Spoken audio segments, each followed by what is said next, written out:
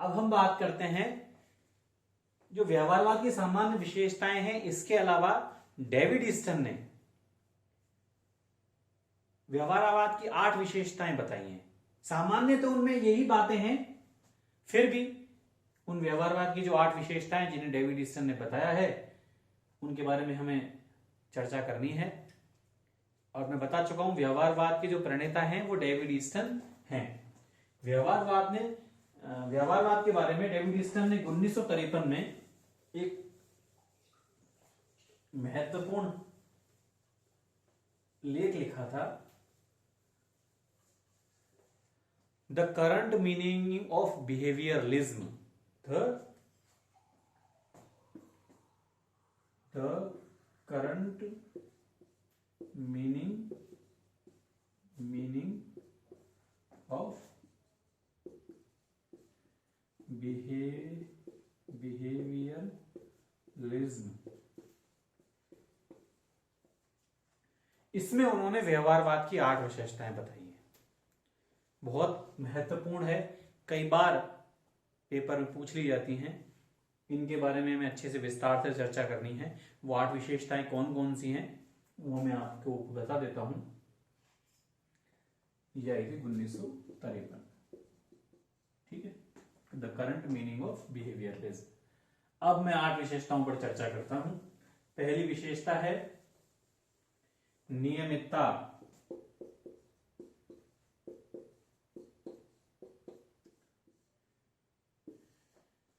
मैं बता चुका हूं व्यवहारवाद का अर्थ क्या है। व्यवहारवाद आधुनिक राजनीति विज्ञान का एक ऐसा सिद्धांत है जो किसका अध्ययन करना चाहता है, मनुष्य के व्यवहार का, ऐसे मनुष्य के व्यवहार का जिसको हम सत्यापित कर सकें, जिसका हम पर्यवेक्षण कर सकें, जिनको हम देख सकें।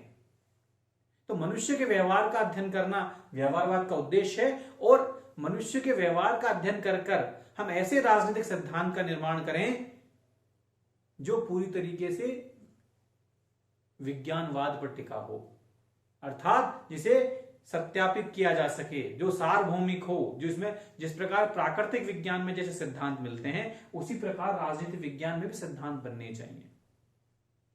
और ऐसे सिद्धांतों का निर्माण पूरी तरह तथ्यवाद के आधार पर होना चाहिए, फैक्चुअल होने चाहिए। अनुभववाद के आधार पर हम व्यवहारवाद कहता है कि उन सिद्धांतों का निर्माण करना चाहिए। इसमें कल्पनावाद नहीं होना चाहिए, इसमें आदर्शवाद नहीं होना चाहिए, क्या होना चाहिए से मतलब नहीं होना चाहिए। मतलब किससे होना चाहिए, तथ्यवाद से, फैक्चुअल, आधुनिक टेक्निक, स्टेटिक्स का प्रयोग करें हम, आंकड़े लें हम, उसके अनुभववाद जो हम देख सकते हो उनके आधार पर सिद्धांतों का निर्माण करें और वो पूरी तरीके से ऐसे हों जिनको हम सत्यापित कर सकें, जैसे प्राकृतिक विज्ञान में मिलते हैं। तो आधुनिक विज्ञान के महत्वपूर्ण सिद्धांत है व्यवहारवाद, जो राजनीति विज्ञान को विज्ञान बनाना चाहता है।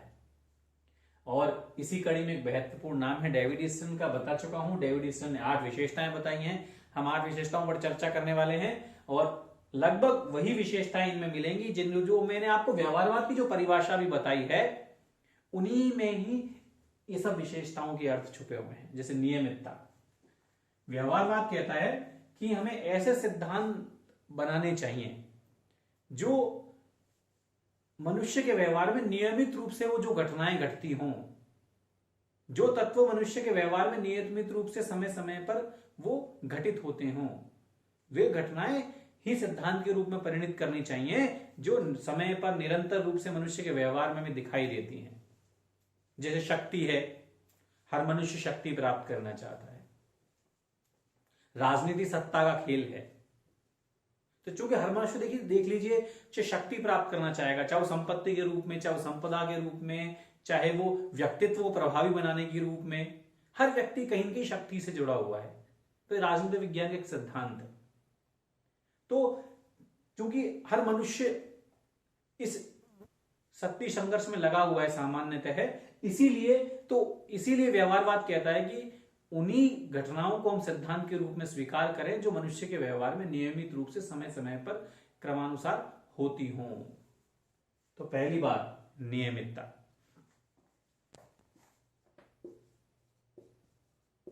दूसरा है सत्यापन। हमें उन्हीं सिद्धांतों का निर्माण करना चाहिए जिन्हें हम सत्यापित कर सकें। जो कल्पनावादी हैं, जिनको जो हमारे अनुभव के ज्ञान से परे हैं, जिनको हम देख ना सके हों, जिनको हम ज्ञात ना कर सके हों, ऐसे हमें सिद्धांत का निर्माण नहीं करना चाहिए। जिन्हें हम सिद्ध कर सकें, जिन्हें हम सत्यापित कर सकें, उन्हीं सिद्धांतों का निर्माण हमारे द्वारा किया जाना चाहिए। तीसरा है तकनीकें। ये बहुत महत्वपूर्ण एस्पेक्ट है व्यवहारवाद का। व्यवहारवादियों ने तकनीक पर बहुत ज्यादा बल दिया है। वो कहते हैं कि आधुनिक तकनीक का प्रयोग किया जाना चाहिए। सारणी बनाइए आप। हम देखते हैं ना आजकल अखबारों में हम कोई भी लेख पढ़ते हैं, जैसे वृक्षारोपण के बारे में पढ़ें, प्रदूषण के बारे में पढ़ें, तो सारणी के माध्यम से, आंकड़ों के माध्यम से, कंप्यूटर की जो तकनीक है, जो मॉडर्न टेक्निक है, उनके माध्यम से इन चीजों को दिखाया जाता है, आंकड़ों को दिखाया जाता है, ताकि वो प्रभावी लगे। तो जो व्यवहारवादी हैं वो कहते हैं कि जो तकनीक है वो आधुनिक होनी चाहिए।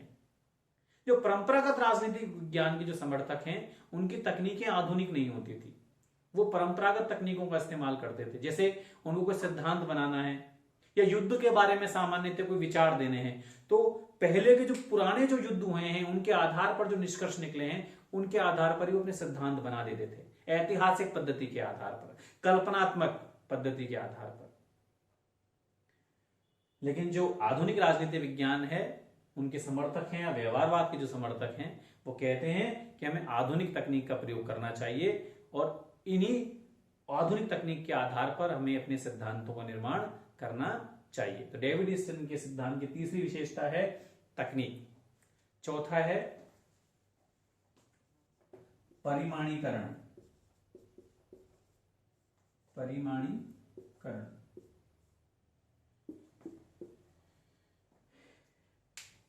व्यवहारवादी कहते हैं कि हम जब कोई भी नया राजनीतिक सिद्धांत बनाएंगे, तो राजनीतिक सिद्धांत बनाने के लिए उस पर में शोध करेंगे, हम उस पर रिसर्च करेंगे, तभी तो सिद्धांत का निर्माण होगा। और शोध करने के लिए हम आंकड़े लेंगे, वो आंकड़े अनुभववाद से लिए जाएंगे और आधुनिक तकनीक का उसमें प्रयोग होगा। जब आंकड़े हम ले लेंगे, लेकिन आंकड़ों की संख्या हो सकता है बहुत ज्यादा हो, बहुतायत हो, लेकिन सारे आंकड़ों का प्रयोग करके हम राजनीतिक सिद्धांत नहीं बना सकते, क्योंकि यदि आंकड़े बहुत ज्यादा हो जाएंगे तो उसको समझने में हमारे लिए थोड़ा मुश्किल होगा उस सिद्धांत को। तो व्यवहारवाद के समर्थक कहते हैं कि जो आंकड़े लिए जाएं उनकी छटाई भी होनी चाहिए। जो बेकार आंकड़े हैं, जो बहुत उपयोगी आंकड़े ना हो, उनको हटाकर जो वास्तव में उपयोगी आंकड़े हैं, जो सही आंकड़े हों, उनको अपने सिद्धांत के निर्माण में उनका प्रयोग करना चाहिए। अतः आंकड़ों की छटाई और सही आंकड़ों का प्रयोग, परिमाणीकरण। तो ये डेविड ईस्टन के अनुसार व्यवहारवाद की चौथी विशेषता है। पांचवी है मूल्य निरपेक्षता।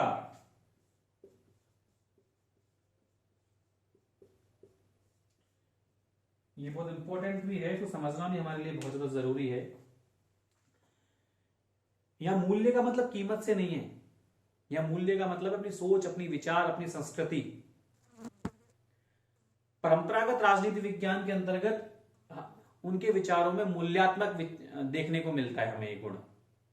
वो जब भी किसी सिद्धांत का निर्माण करते थे, तो जो ऐसा वो बनाना चाहते हैं, जैसी वो सोच रखते हैं, उसके अनुसार ही वो सिद्धांत का निर्माण करते थे। कहीं के उनके सिद्धांतों में उनके मूल्य, उनके विचार, उनकी सोच नजर आता है।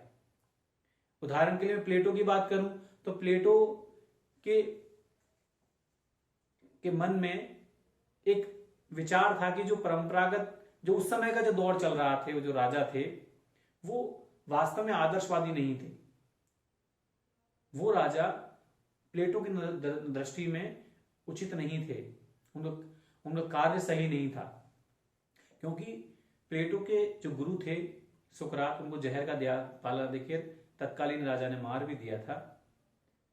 इसलिए प्लेटो ये कहता है कि इनके स्थान पर एक आदर्श समाज होना चाहिए, एक आदर्श राज्य होना चाहिए, जिसमें एक ऐसा शासक होना चाहिए जो दार्शनिक हो, जिसको लंबी शिक्षा प्रणाली दी जाए, 50 वर्ष तक लगभग उसे शिक्षा प्रणाली प्राप्त होगी, उसको परिवार से दूर रखा जाए, उसको संपत्ति से दूर रखा जाए।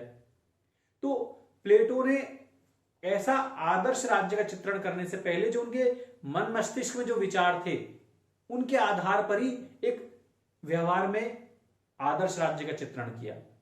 तो कहीं कहीं प्लेटो ने अपने मूल्यों को, अपने विचारों को, अपनी सोच के अनुरूप ही अपने सिद्धांत का निर्माण किया। तो अपने विचारों को कहीं कहीं जोड़ने की कोशिश की, जैसे वो चाहते थे, जैसी वो सोच थी उनके अनुसार उन्होंने राजनीतिक सिद्धांत का निर्माण किया। लेकिन आधुनिक राजनीति विज्ञान कहता है कि हम कोई भी राजनीतिक सिद्धांत का निर्माण कीजिए, चुनाव को कौन कौन से पक्ष प्रभावित करते हैं, कौन कौन से तत्व प्रभावित करते हैं, या उदाहरण के लिए हम राजनीतिक दलों पर चर्चा करें कि प्रत्येक राजनीतिक दल का हम एनालिसिस करें, विश्लेषण करें, तो उसमें हमारी जो सोच है, हमारी जो विचार है, या हमारा किसी विचारधारा से जुड़ाव है, हम उस जुड़ाव है, या फिर हम किसी राजनीतिक दल को पसंद करते हैं, वो उनमें नहीं आनी चाहिए। हमारे मूल्य, हमारी विचार, हमारी सोच को हम अपने सिद्धांतों से अलग रखना चाहिए। सिद्धांत निष्पक्ष रूप से बनना चाहिए, निरपेक्ष, और उसमें अपनी विचारधारा, अपनी जो हमारा जो जुड़ाव है किसी विचारधारा के प्रति, किसी तत्व के प्रति, किसी बिंदु के प्रति, तो वो उसमें नहीं आना चाहिए। मूल्य निरपेक्षता, मूल्य से निरपेक्षता, जो सिद्धांत का निर्माण किया जाए वो वर्तमान में जो है, जैसा है, उसको उसी रूप में लिख दें, उसी रूप में उसको बता दें, उसी रूप में उसी सिद्धांत का निर्माण किया जाए। उसमें हमारे विचार, अपने व्यक्तिगत विचारों को जोड़ने की आवश्यकता नहीं है। यदि हम उस राजनीतिक सिद्धांत को निष्पक्ष बनाना चाहते हैं तो ऐसा व्यवहारवादी मानते हैं। नेक्स्ट, अगली विशेषता है छठी, क्रमबद्धीकरण। क्रमबद्धीकरण।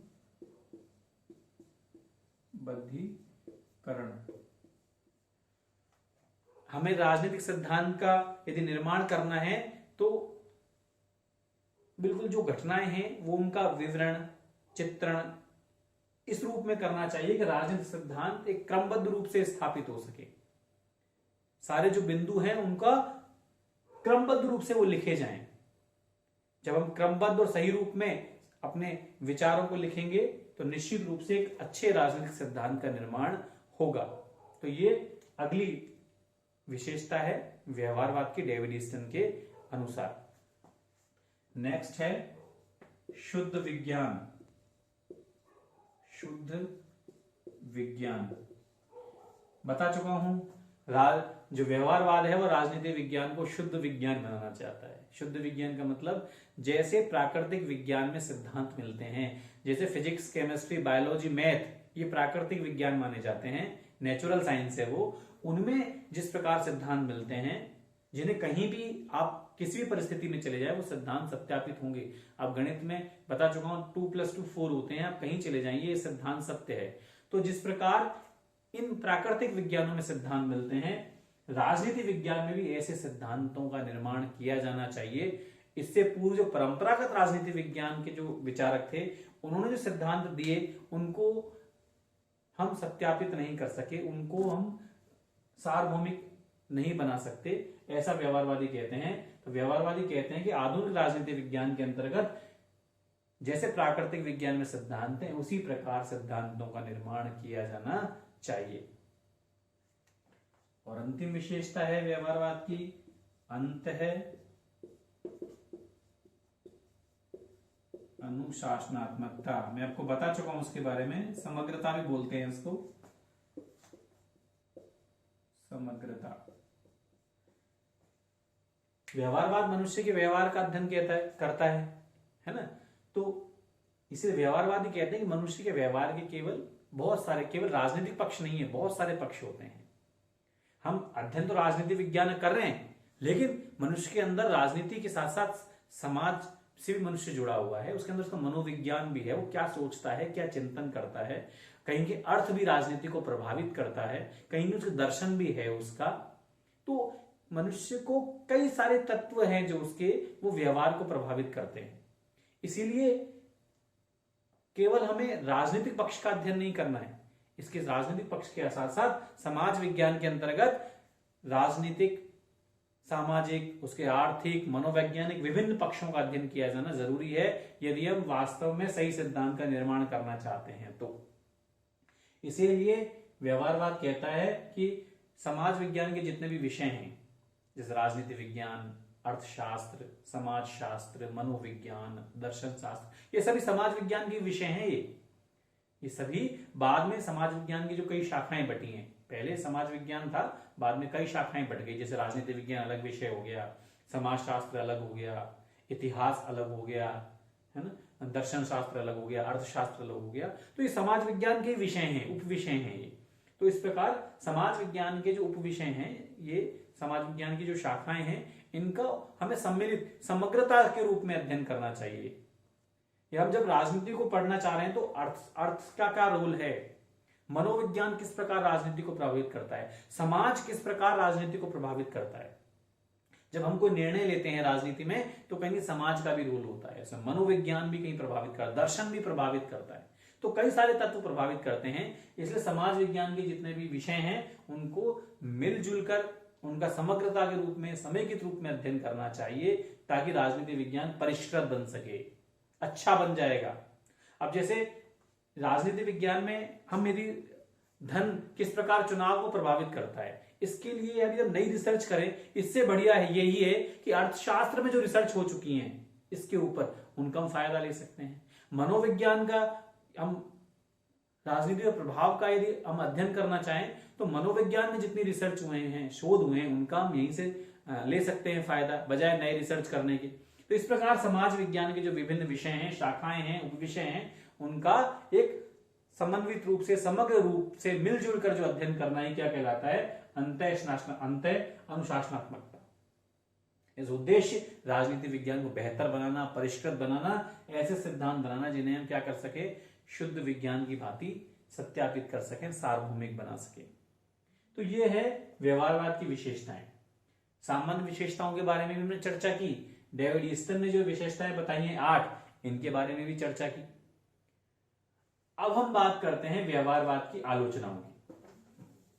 व्यवहारवाद की आलोचनाएं,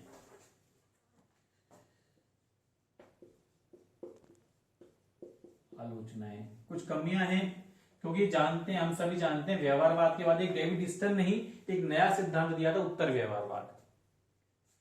तो कहीं कहीं इस व्यवहारवाद में कुछ कमियां थी, इसके फलस्वरूप ही उन्होंने नए सिद्धांत को जन्म दिया। तो क्या कमियां थी? पहली बात, राजनीति विज्ञान को शुद्ध विज्ञान नहीं बनाया जा सकता, क्योंकि राजनीति विज्ञान किस पर आधारित है, मनुष्य के व्यवहार पर। और जब मनुष्य का व्यवहार कैसा होता है, परिवर्तनशील होता है।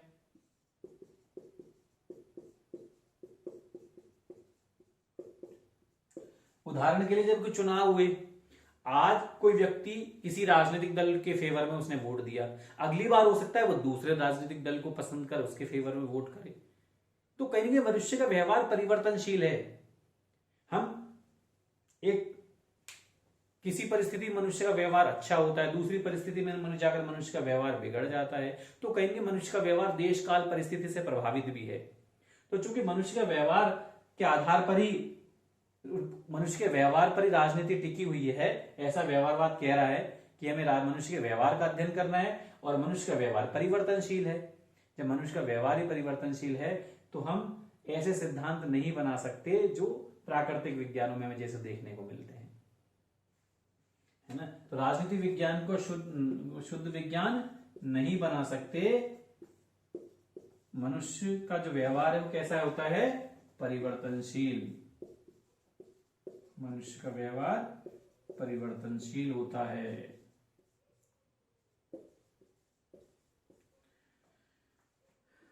तीसरा, तकनीकों पर बहुत ज्यादा बल, तकनीक पर बहुत ज्यादा बल दिया इन्होंने। तकनीक तकनीक तकनीक, आंकड़े, तकनीक, उद्देश्य, सार, उसकी प्रासंगिकता वो खत्म कर दी। प्रासंगिकता इंपॉर्टेंट नहीं है, सार इंपॉर्टेंट नहीं है। व्यवहारवाद ने किस पर ज्यादा बोल दिया, तकनीक पर। इससे कहीं न कहीं व्यवहारवाद का जो वो प्रासंगिकता थी वो कम हुई, क्योंकि तकनीकों पर बहुत ज्यादा बल। चौथा इन्होंने बोला अंतः अनुशासनात्मकता।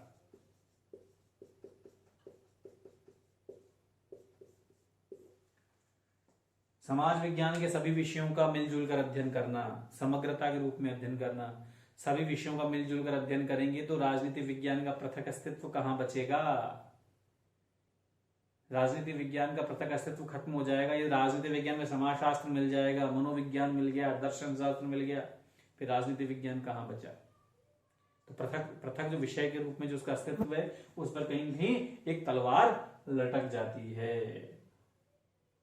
तो ये कुछ कमियां थी, और इन्हीं कमियों के कारण जब डेविड ईस्टन ने इनकी कमियों को देखा, इनकी जब आलोचना होने लगी व्यवहारवाद की, उन आलोचनाओं को डेविड ईस्टन ने पहचाना, और यही कारण था कि 1969 में जब पॉलिटिकल साइंस एसोसिएशन, जो अमेरिका की जो पॉलिटिकल साइंस एसोसिएशन थी, उसका जब कॉन्फ्रेंस चल रही थी, उसमें अध्यक्षीय भाषण डेविड ईस्टन ने दिया, और वहां उन्होंने व्यवहारवाद के स्थान पर यह कहा कि अब हमें उत्तर व्यवहारवाद लाना होगा। तो इन व्यवहारवाद की आलोचनाओं में, व्यवहारवाद की कमियों में ही इसके सुधार के रूप में उन्होंने उत्तर व्यवहारवाद का नारा दिया।